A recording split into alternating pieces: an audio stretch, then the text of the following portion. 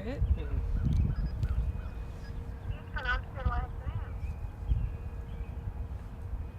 Oh, something very little under there. It's Cup. Is that what you got? How would you guys pronounce that last name?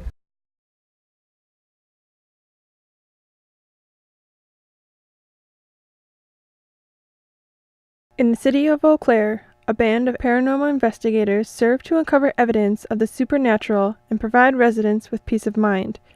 Clearwater Paranormal, a group of 4 individuals, offer free investigative services in western Wisconsin. Lisa Larson, Dan Porn, and Tina Porn provided Inside Eau Claire an inside look into their practice and allowed us to experience firsthand the mysterious activity lurking within the city. According to Tina Porn, the group, which is one of 67 societies in Wisconsin and part of an international listing, began investigating in 2010. For Tina Porn and Larson, the supernatural resonated with them at a young age. Well, for me, I think like as a child, like the paranormal always frightened me.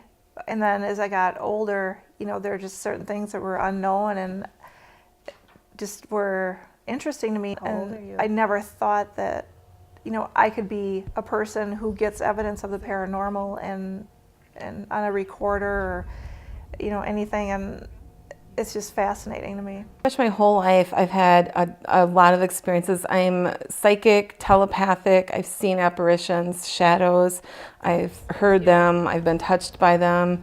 So that's just the way I've been. How do you deal with people that are kind of questioning whether this is real or not? I play my EVPs. I do too, Or yeah. I'll show them pictures and let them make their own decision. Yeah. Tina Porn says EVPs, or electronic voice phenomena, are a way the paranormal can communicate. She says they can be as quiet as a whisper or even have accents. We're just walking through the cemetery, not asking any questions. I'm talking about my car hopefully not getting towed from the parking lot. And then when I played it back, we didn't hear these by ear, we only heard them when they were being recorded.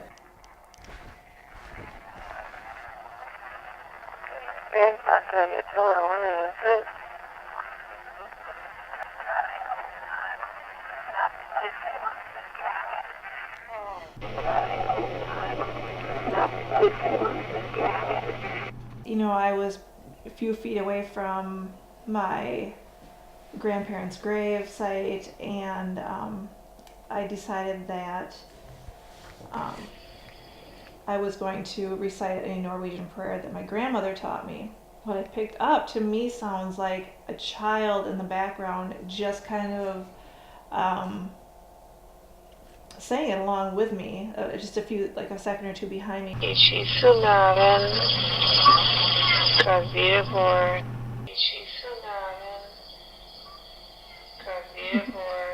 So, Mm-hmm. And you didn't hear that by ear though either. So, and a lot of times what we do too when we're doing EVPs is it's good to have like more than one recorder. I'll hold 2 recorders and then your recorder, and so it's good to go back and just cross-reference. You know, it's like I got this, did you get this? And sometimes, most of the time, all of us will not get the same EVP. Do you guys have a favorite area that you like to keep going back to? mine would probably be the Sand Hill cemetery out on the Cemetery. west side, yeah. That's And then probably the mine. Forest Hill Cemetery. And It's that's just it. fun being in that That's just it. I mean, atmosphere, you go though. to if you go to a cemetery, I mean, you know, why a spirit would just be wandering around the cemetery, I don't know. You'd think, you know, And they may would not be in even their be home buried or- at the cemetery. Yeah, I honestly believe that spirits are just all around.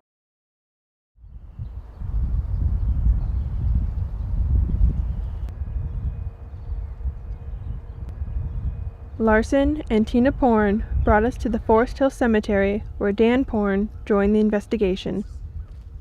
Now, you've been here before. What kind of things have you gotten from the cemetery? Last year I actually saw an apparition of an animal come out of the flagpole in front of the church, and then just many EVPs.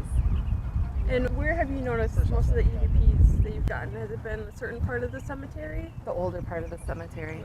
Yeah, do you think? down that way a Yeah, lot further. down at that end. But we have gotten some just randomly walking through too, though. You just never know. I think so, so that we see them, yeah. Yep, that would be good.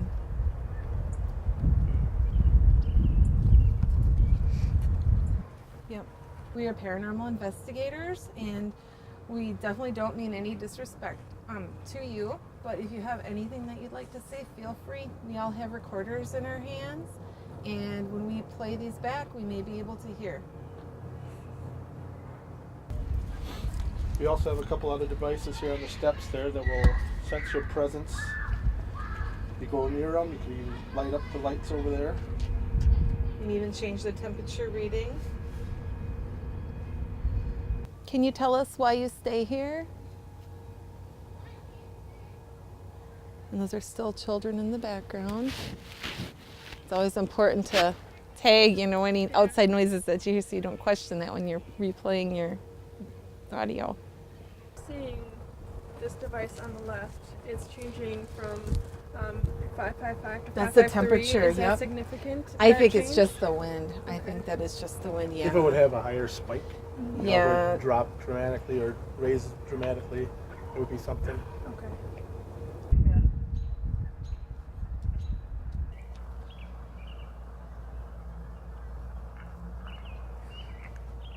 Do you hear that? What is it? I don't know. It's Just like definitely you a still voice. just stopped before. Yeah, it is a so I voice. didn't know. Yep, there's something there. This one's just, that's the wind. Did you hear that? It's the person's voice.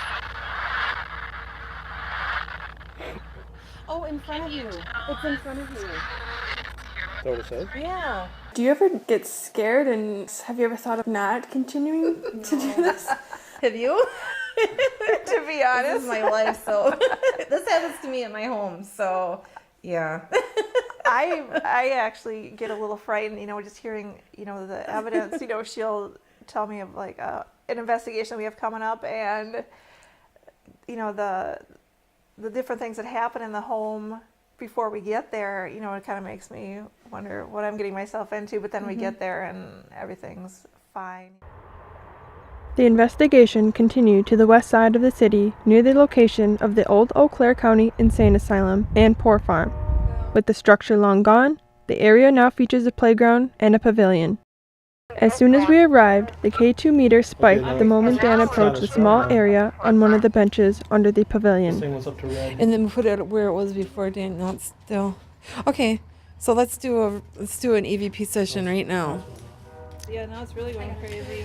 Whoa. So let's just see. Is there anybody here with us right now?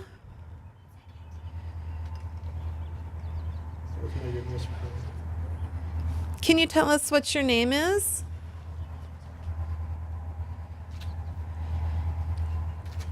We've got a device on the table here, and as you can see, all the lights are lit up on it. Are you standing near it? Could we do a little test? If you are standing near, could you move away from it so that the lights aren't lit?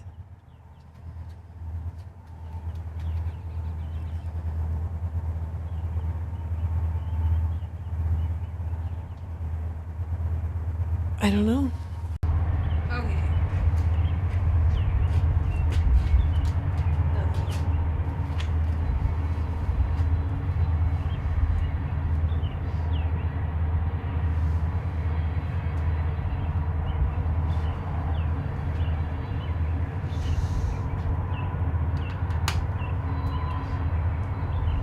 So if you're here with us right now, can you walk with me over here?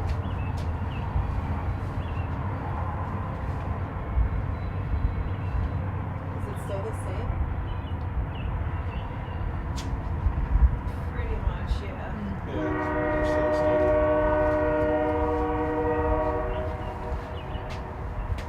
Yeah, we can't really confirm if it's paranormal or just some kind of energy source that just radiates here. This is Dan, Lisa, Tina. We're just wondering if there's anybody that wants to say something to us. We're here to listen to you. We are paranormal investigators, and we have recorders in our hands right now. There's a lot of lights going on, but nothing will hurt you. So if you have anything to say, you could just talk, if you can, talk near us, and we might be able to pick up your voice on our recorders. And if you ask us a question, we probably won't hear your question right now, but when we go home and listen to our recorders, we'll listen very closely and hopefully we'll hear your voice, but you have to try to speak as loudly as possible. We don't provoke either when we investigate, and I think that has a lot to do with it. We're just there to listen to them if they have something to say or a message to relay, but we definitely don't try to force anybody to say anything. We are paranormal investigators and we have recorders in our hands right now. I got Dan's name. We were going through everybody's names. Yeah. A female says his name. Oh. Coming right here. Did you hear it? Do it again. Sure.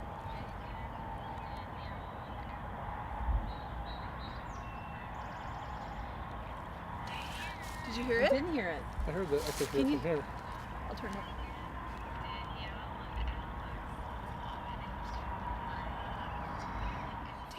Unable to prove if the K2 meter had in fact detected paranormal activity, the team concluded their investigation for the night.